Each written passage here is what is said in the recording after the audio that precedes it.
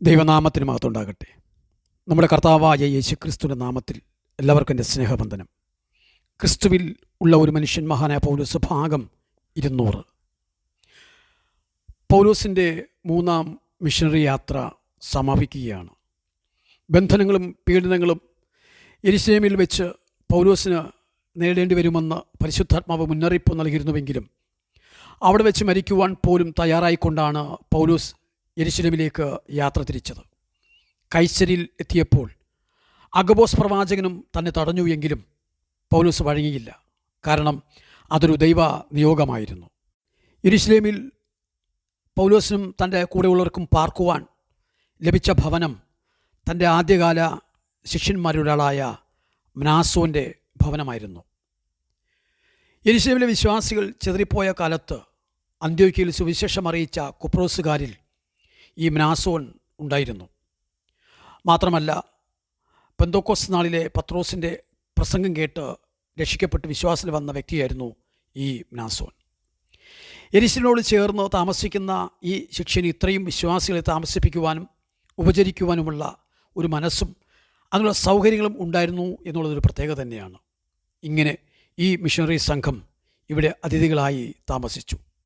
അടുത്ത ദിവസം തന്നെ കർത്താവിൻ്റെ സഹോദരനായ യാക്കോബിൻ്റെയും മൂപ്പന്മാരുടെയും അടുക്കൽ ചെന്ന് തൻ്റെ പ്രവർത്തനങ്ങളെക്കുറിച്ച് വിശദീകരിക്കണമെന്നുള്ള ഉറപ്പോടുകൂടി പൗലോസും കൂടെയുള്ളവരും യെരുശലേമിലേക്ക് യാത്ര തിരിച്ചു.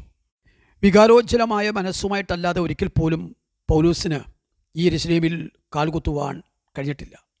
ഒരു ബാലനായി വിദ്യാഭ്യാസത്തിനു വേണ്ടി ഈ പുണ്യനഗരത്തിൽ വന്നതു മുതൽ അനുഭവങ്ങൾ അങ്ങനെയുള്ളതാണ്. തൻ്റെ പഠനശേഷം കൊലയും ഭീഷണിയും നിശ്വസിച്ചുകൊണ്ടാണ് നഗരത്തിൽ താൻ പിന്നെ വരുന്നത്. മാനസാന്തരത്തിന് ശേഷം ആത്മാവ് നിറയെ ജീവിക്കുന്ന ക്രിസ്തുവും ലോകത്തിനൊരു ജീവൽ സന്ദേശവുമായിട്ടായിരുന്നു പിന്നീടുള്ള വരവുകൾ. ക്ഷാമകാലത്ത് ദൈവസ്നേഹവും മനുഷ്യസ്നേഹവും ഒത്തുചേർന്നപ്പോൾ ഉണ്ടായ സഹായധനവുമായി അന്ന് വന്നു. അപ്പോസ്തലിക സമ്മേളനത്തിൽ രൂക്ഷമായ ഒരു വിവാദമായും രണ്ടാം സുവിശേഷയാത്ര കഴിഞ്ഞ് വിജാതീയ മാനസാന്തരത്തിൻ്റെ ആവേശവും അതേസമയം പരിച്ഛേദനവാദികളുടെ കുൽസിത പ്രവർത്തനങ്ങൾ നൽകിയ ദുഃഖവും ഏറ്റിക്കൊണ്ടുമാണ് അന്ന് വന്നത്.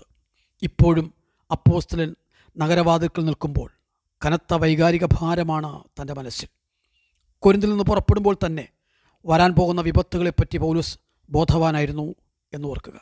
വഴിയിൽ കേട്ട പ്രവചനങ്ങളെല്ലാം തന്നെ അത് ശരിവയ്ക്കുന്നതുമായിരുന്നു.